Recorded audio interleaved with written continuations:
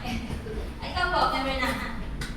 Did you ba? So parang part na ng community, no? Pero part-timer. Ano yung sigurado? So sabi mo nga siya, parang ano, parang malulugang pa siya. Okay, so walang member po. Happy ba kayo?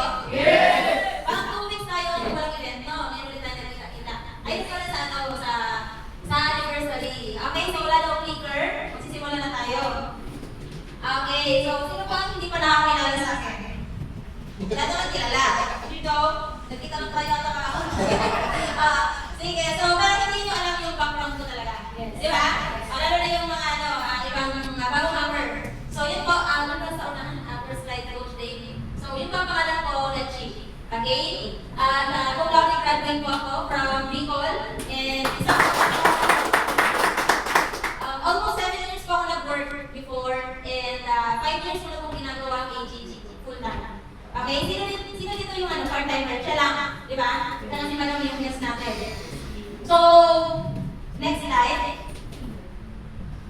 May professional teacher ko dito. Katulad ko. Parang si, si Mentor and si Dave. Teacher ka rin Dave, di ba?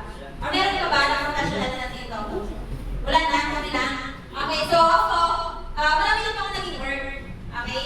Marami pa ako naging experience. Naging journey service ko po ako ng 2 years. Okay? May journey service ko ba dito? Or service ko? Meron din. Okay. So, marami. Like, naging cashier din ako sa mall. Nag-work din ako sa logistics. And before, napaka-negative ko talaga sa Global. Okay, ayaw ko talaga sa subukan. Si Mentor Jean ang nag-invite sa akin. 2017, nung in-invite niya ako. Pero sobrang negative ko po.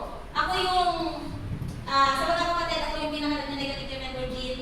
Tumating na nga sa point na namura ko si Mentor Jean. Kasi sobrang kulit niya talaga.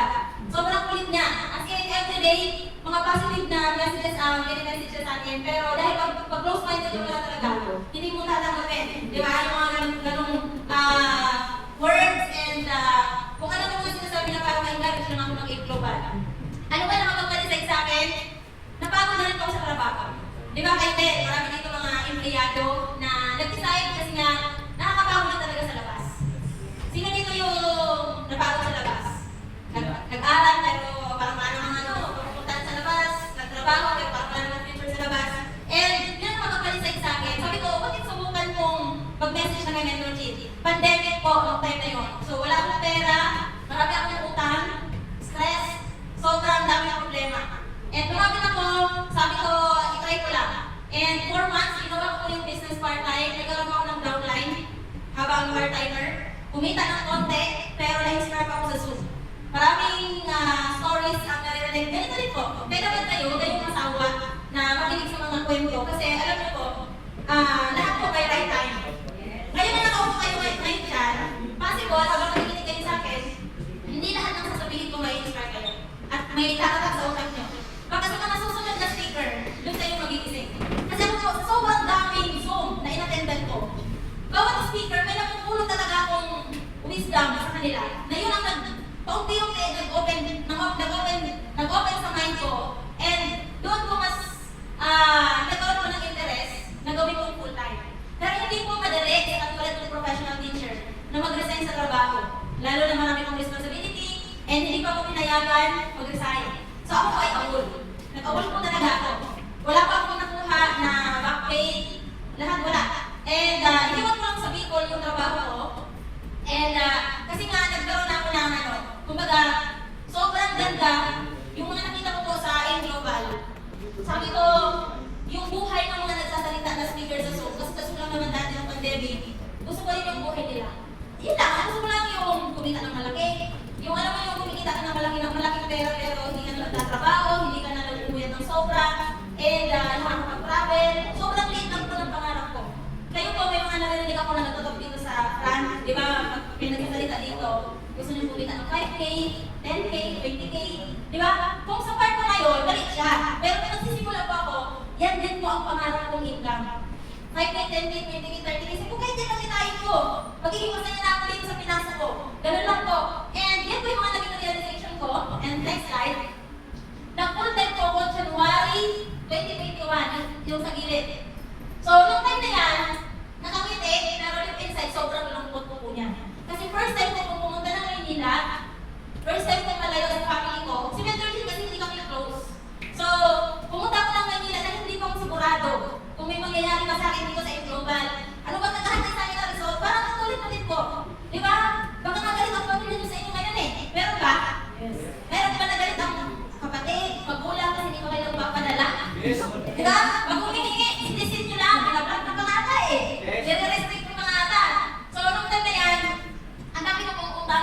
sa Bicol. Di ko alam kung paano ka mababayaran pagdating ka dito sa Ortigas ka, sa Manila.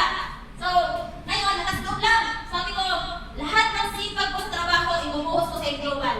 Habang nasa biyahe ko, 12 hours ang biyahe from Bicol to Manila, habang nasa biyahe ko, hindi talaga ako nakatulog ng ayos.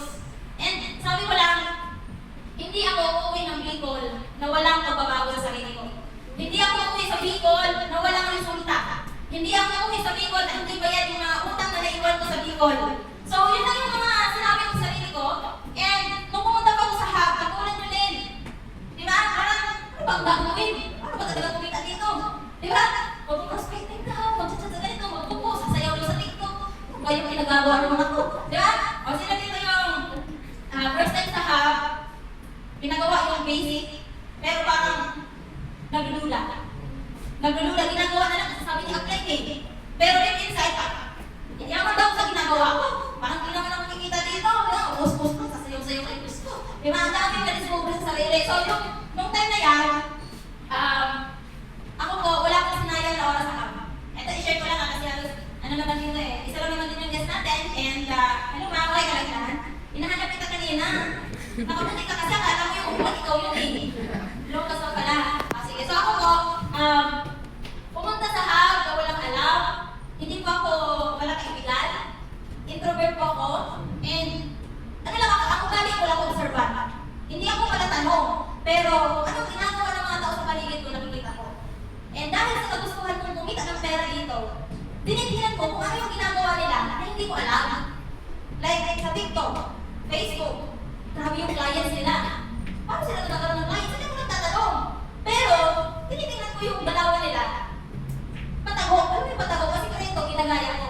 Pero, sabi ko kasama kay si Coach Clarimen, si Coach Cla. Ayan, si Coach Cla, ang bagong millionaire circle natin. Palakpan naman natin. So, si Coach Cla, isa yan sa nagturo sa akin bago pa lang ako sa kawa. And, sumayaw daw sa TikTok ganyan. Dati kasi sumayaw ka lang, tutukan TikTok mo eh. Kaya hindi ka marunong sumayaw. So, doon yun. So, yun po, doon ako nagsimula. 1 month na sumunod lang ako sa mentor ko. Nakinig ako sa, nag-observe lang ako sa mga kasama ko. And yung pamilya ko sa Bicol, hindi ko muna kinontak. Okay, hindi ko sila binack, hindi ko sila nirestrict. Hindi ko lang talaga sila pinapansin. Kasi sabi ko, hindi ako pwede magsayang ng buhay dito sa Manila. Kasi bawat oras, araw, kapag wala kang ginawa, hindi ka kumataw, sayang ang buhay mo dito sa negosyo na ginagawa natin. Di ba? Kung ikaw sa hub, nakatumawa ka lang maghapon, nag-aantay ka ng sales na walang ginagawa, wala biglang siyang darating sa'yo. Kailangan mo talagang bumalaw, kailangan mo magsipag. So ang ginawa ko noon, hindi pa ako makakausap sa call. Voice message, kasi sobrang takot ako magbabalik. Siyempre, teacher ka. Baka marinig ka, hindi ka marunong mag-present, di ba? Di ba? Nagtatago din kayo na. Ganun ako, nag-voice message pa ako sa likod ng TikTok. Doon pa ako nag-start. So, kumita ako ng 17,000 isang buwan sa hub. 17,000, sa akin po wala ko na yun. Kasi sa Bicol, ang kinikita ko po, putas na ata ang 10,000. Malinis na yun, isang buwan. So, 17,000, chineke ko yun. Tapos, sabi ko, dali ko lang dali. Sobrang dali talaga ng negosyo natin. Kung alam mo ang gagawin. Tsaka dapat, kung alam mo yung gagawin, ano marawin mo talaga gawin. Hindi yung kapag bulbul ka lang, kapag busog ka lang, kapag masaya ka lang, di ba? Hindi pwede gano'n.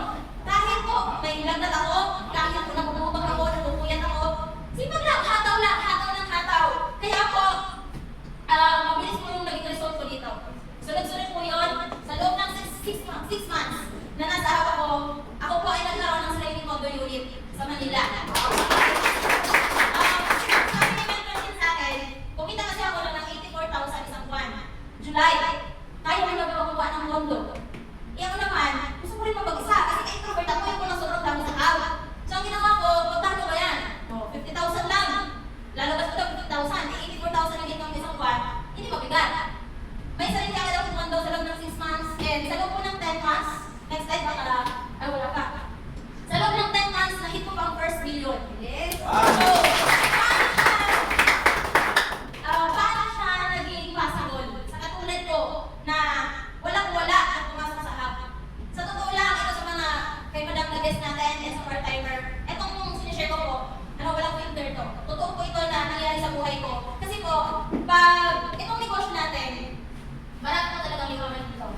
kasi hindi naman tayo nag-aabot ng 20 years kung walang sobrang dami ng mga. Kumbaga, hindi lang talaga magiging soft ang process natin. Marami tayong pagdadaanan dito, pero ang pinaka-good news, maganda yung nag-aantay ng buhay sa atin. Kasi ako po, to be honest, naranasan ko po sa hub na, ewan ko lang sa inyo ha, mga nag-hub, naranasan ko po natulog sa yung dala kong batawel. Itawag tayo pag naliligo. Hanggang ngayon nandun pa sa akin. Yun lang pa ang panutulugan ko sa hub. Wala akong nagaya ng underwear, eco bag. Yun pa ang unan ko sa hub. Okay? Wala ako, hindi kasi ako makinig talaga mag-ayos sa sarili. Wala ang ganyan lang. Hindi ako maarte basta may laman ang GTC ko. May laman ang account ko. May 80,000, may 100,000 ang account ko. Yun ang mahalaga sa akin. Pero naranasan ko po yung gano'n. Naranasan ko pong magutom sa hub. Naranasan ko na walang maayos na tulog sa hub. Kasi po, kasi nga galing ako sa labas, sa employment. So sabi ko, ayoko na bumalik talaga sa pagtatrabaho. Hindi po ako against sa mga nagtatrabaho dito. So kung may part-time na nagtatrabaho, nakita ko na kasi talaga na ang hirap talaga ng buhay sa labas. Alam mo yun? Tsatsagaan mo yung minimum wage. Tapos pagdating ng kinsen, katapusan wala namang makitira sa'yo. Tapos parang kang nabubuhay na walang purpose. Yung trabaho ka lang ng trabaho para lang makasurvive. Yung ganong buhay sobrang hirap. Walang success na nag-aantay sa labas. Tatanda ka ang ganun paulit-ulit kung nagtatrabaho ka sa labas. So nakita ko yun, hindi lang sa sarili kong experience. Nakita ko po yun sa mga mas matatanda pa sa akin sa trabaho. Ultimong principal namin, hindi naman ganun kaganda ang buhay. Ako pa kaya na ordinary na empleyado. So, kung bakit sabi ko, oo, mahirap. Sa negosyo natin talaga, hindi naman all the time maganda ang income mo. Hindi naman all the time palagi kang panalo. Di ba? Talagang roller coaster talaga ang negosyo.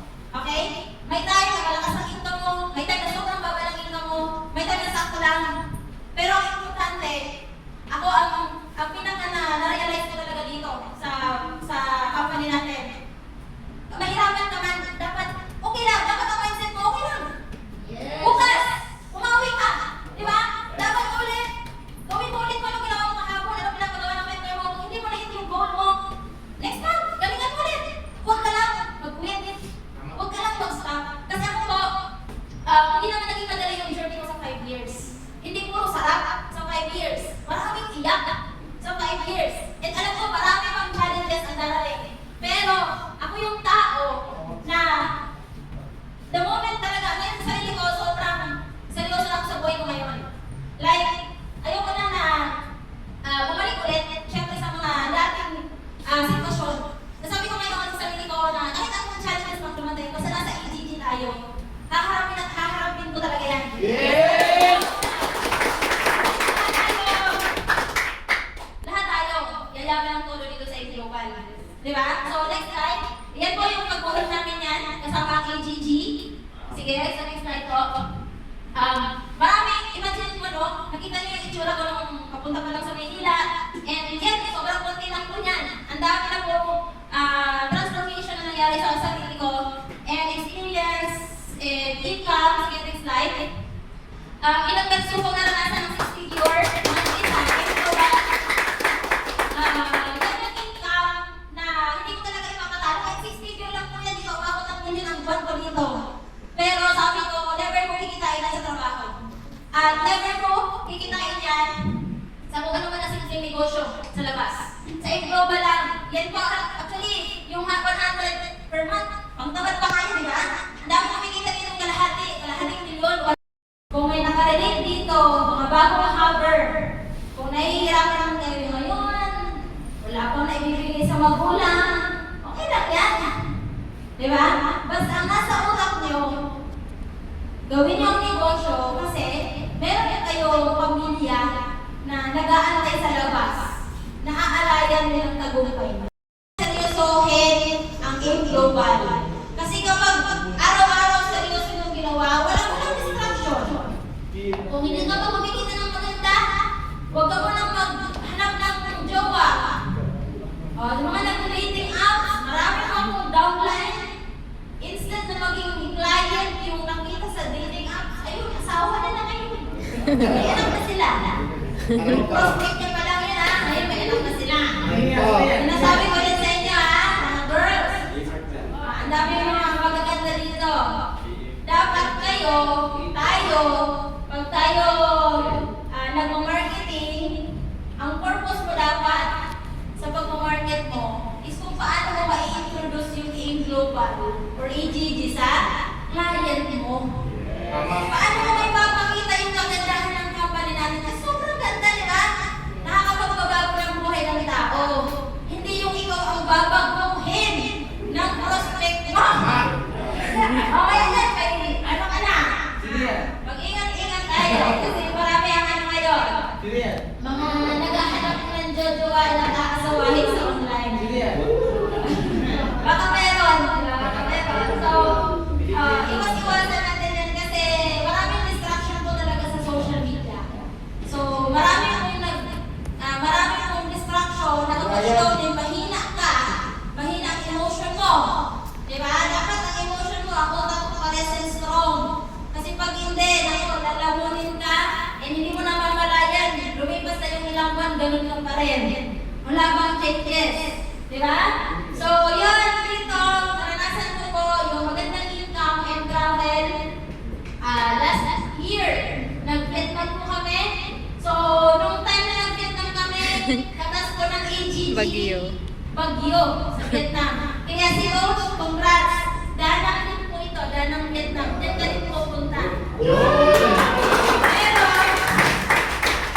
ito po ano tawag cable car? Cable car. 20 to 30 minutes po. Pinakamahaba po yan na cable car sa buong mundo. Matagal po talaga sa taas. Kaya pag sumakay ka dyan, Coach, nako, maano ka talaga, mahilo-hilo ka talaga. Oo, kasi sobrang taas eh, 20 minutes sa taas ka. Aakyatin mo yung pinakamataas na bundok sa Danang. Grabe. I-maximize mo kasi sobrang ganda po sa Vietnam. So yun, nakapag-South Korea na dito tayo kada sa mga AGG. Yung sa dulo, ng picture, alam niyo po yung Itaewon class na K-drama. So yan po mismo yung restaurant doon sa mismong movie, pinuntahan namin.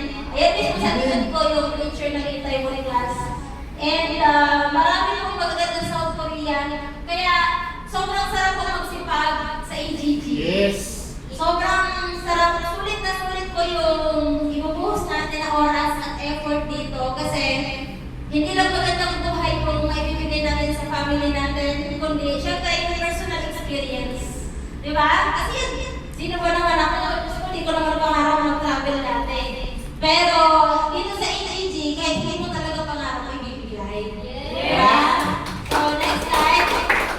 So ito, first travel ko po international, ito yung Thailand talaga, pinakauna. And masaya po sa Thailand. Sobrang sarap ng food. And ang ganda ng mga lugar sa Thailand. Parang Pilipinas yung init. Kasi summer kami pumunta. Pero pinaka-best experience ko, 5 minutes akong sinakay ng elepante. Takot na pa ako niyan. Kasi sabi ko, paano kung hindi ako kayanin? Kasi, di ba, baka mabitawan ako. Alam ko ng paan ng elepante. Baka sabi ko, mapisa ako ng elepante. So, yan pa ang pinakamaganda, no? Sabi nga, ang AGG talaga maraming first time. Next slide ko. Maraming first time ang ipapa-experience sa'yo na sa buong buhay mo talaga hindi mo makakalimutan. Di ba tayo, yung mga ano dito, mga kumikita, di ba dami natin ang first time? Yes. Mga lifestyle, kung saan-saan tayo dinadala ng mga mentor natin, na kung nasa labas tayo, naku, parang yun naman natin na-experience. Kaya, eto po, mga first time natin, and dito sa ABC Hotel sa Pampanga, 2 days, 1 night, 15,000 yung binayad namin dyan. So, sabi ko, grabe, sahod ko na yan sa Bicol, isang buwan. Pero dito, 2 days and 1 night lang sa hotel. Wow. Yun yung mga experience na, yes, may bayad, pero the best. The best talaga. Pure katas ng AGG. Okay?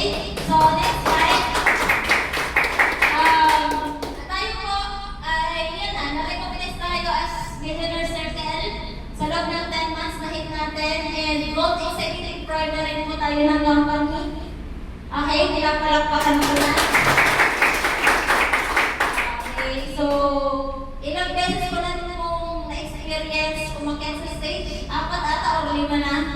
So, nakakatuwa kasi dati, na-recognize lang po ako ng college, cum laude. Yun lang. Pero, elementary kasi pasaway ako hanggang high school, first year, hanggang third year, pasaway ako. Pero nung pag-4th year, kayo pala cum laude. Yung estudyante pa dito. Kaya ka lang! 4th year ka lang! 4th year college ka lang mag-seryoso. Kaya ka pala cum laude. Ayan.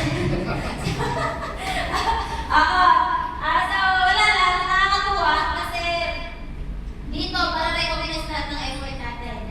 Yung mga magagaling magbenta ng product, ituloy nyo lang, galingan nyo lang kasi yan ang mag-aakyat sa inyo sa stage. Okay, para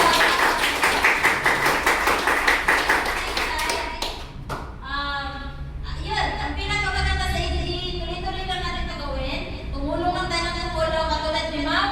Congratulations, Ma'am. Diba? Kasi, ano pangalan nito? Angelica. Mga magaganda ang pangalan, di ba, Angelica? Kaya pala maganda si Ma'am. Ang pinakamaganda sa company natin kasi equal opportunity. Imagine mo, professional teacher. Meron yung estudyante, may dropout student dito, may tambay. Iba't ibang background. Pero nandito tayo, pinagtagpo tayo para pagtulungan natin na matupad yung mga pangarap natin.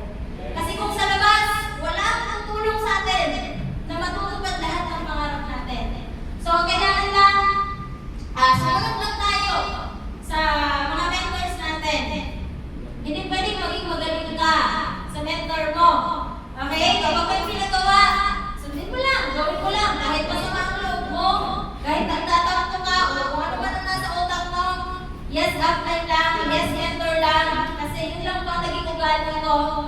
Bakit naging mabilis yung pag-hit ko ng first million dito? And tinanggal ko lang po yung pride. Pinakamahirap tanggalin sa sarili ang pride. Sino ang pride? Siyempre walang amin. Walang amin. Ang pinakamahirap tanggalin ang pride. Ano pride? Yung hindi mo yung sinasabi na literal, di ba? Pero yung inside, ano mo yung matigas ka? Matigas ka. Parang may sarili kang utak. Mas magaling ako yun eh. Alam ko na yun eh. Gano'n, nabanat. Alam ko na yun, narinig ko na yun eh. Paulit-ulit ko na narinig sa training yun eh. Paulit-ulit mo lang, hindi ka pa rin naman may laman. Hindi ka pa rin naman 6 figure. Wala ka pa ng million sa bangko. Bakit? Sinasabi mo, alam mo na. Di ba? Kung alam mo na, natingin ka ng BPC, kung ilan ang accumulated mo. Di ba? Wala. So, ano yung ano doon? Ako po, nung una ko sobrang hirap. Ayoko makinig sa kahap ko. Nag-ina-advise ako ng 17 years old. 17. Teacher ako. Estudyante lang dito. Makikinig ako sa'yo. Ganito ang galing ko ha. Sa hab. Nailabas ko din yun. Pero ma-realize ko, yung 17 years old, kumikita ng 110,000 monthly. Wow. Ako, nag-17,000 pa noon, 1 month. Diba? Kung titignan mo yung result, 17 years old na siya, pero ang ganda ng result. Ako, professional teacher, kumikita lang sa hub ng 17,000. Diba? Ano yung tinanggal ko? Pride ko. Gusto ko ng 100,000 eh. Gusto ko ng 100,000. Ang pride, sige, lulugin natin. Hindi po madali. Ang kailangan wala kang acceptance. I-accept mo, wala kang pera. Wala kang pera, wala kang savings, ang dami mong utang sa labas. Baka meron.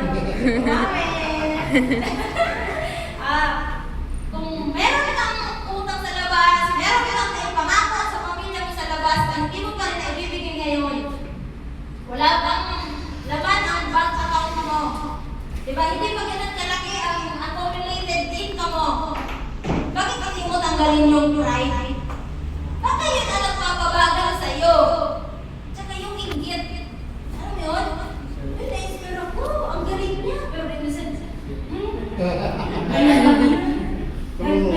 magaling. Nakachamba lang yan. Di ba? Eh, ba't ka pala? Hindi yun inspiration. Naiingit ka sa kasama mo.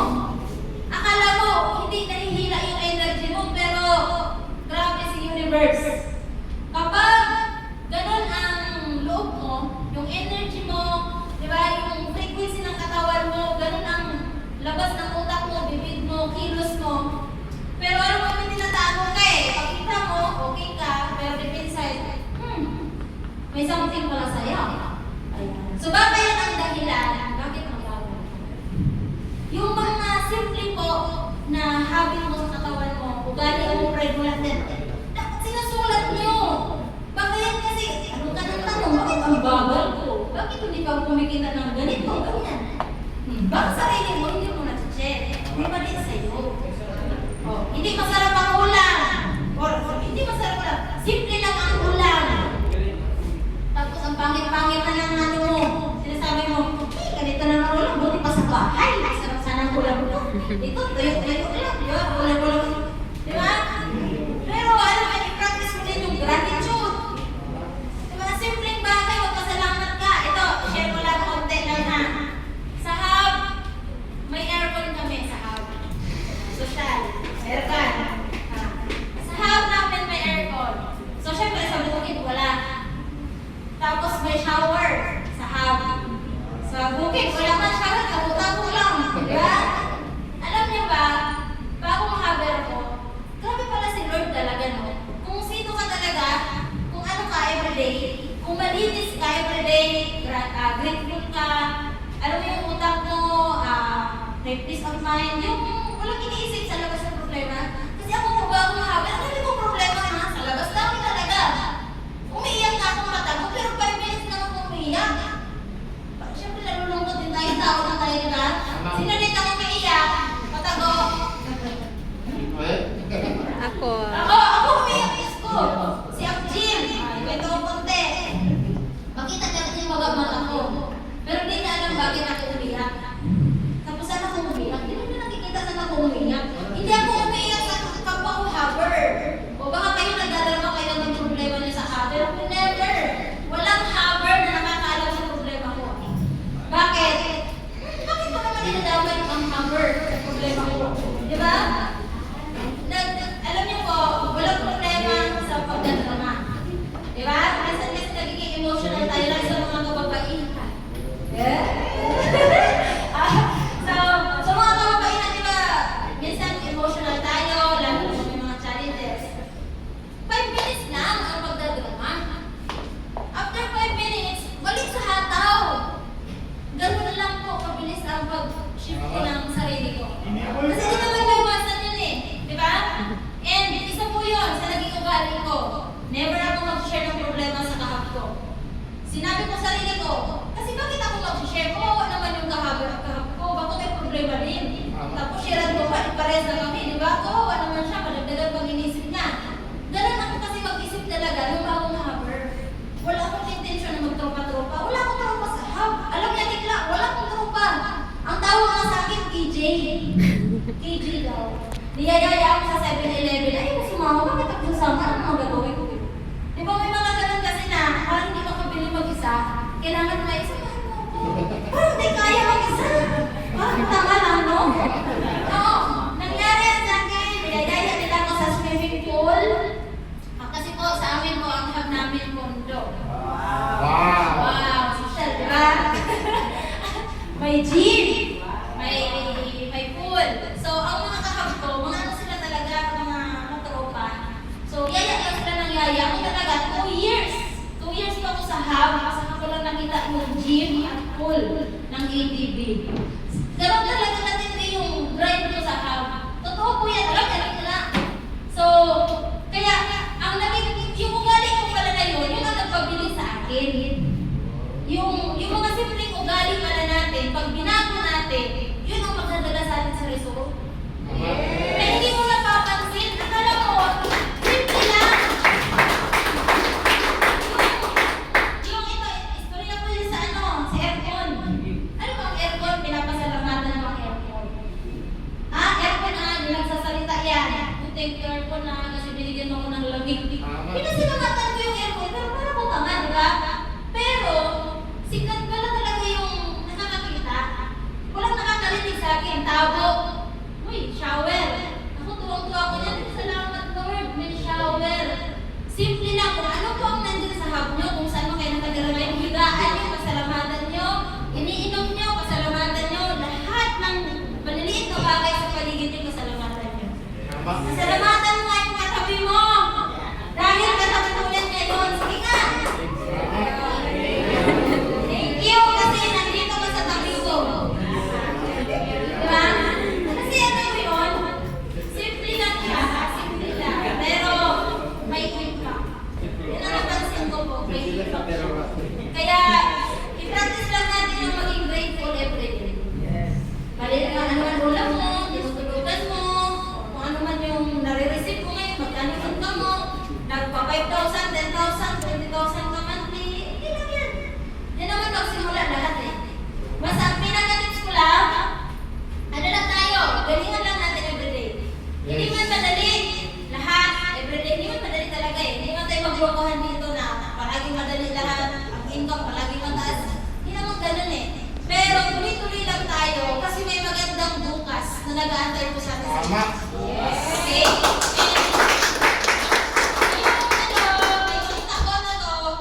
Itong mga nakaupo, i-promise mo sa sarili nyo, April pa lang ngayon. Ako po, January, nag-MC ako ng October. So, April ngayon, i-promise mo sa sarili nyo na yung mga bad habit nyo, tanggalin nyo, yung pride nyo, lahat ng kapangitan sa ugali nyo, sa behavior nyo, sa action nyo.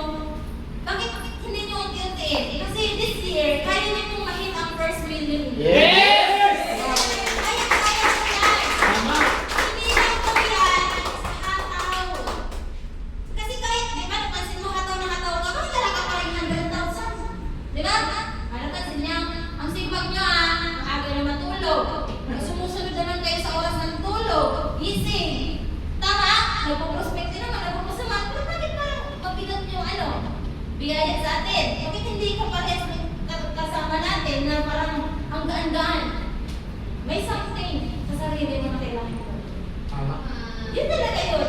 Kasi yung income, lahat lang yan na pina-experience sa akin ng AGG. Madali lang ibigay yan sa inyo, guys. Okay? Tapos marunong kayo magpatawad.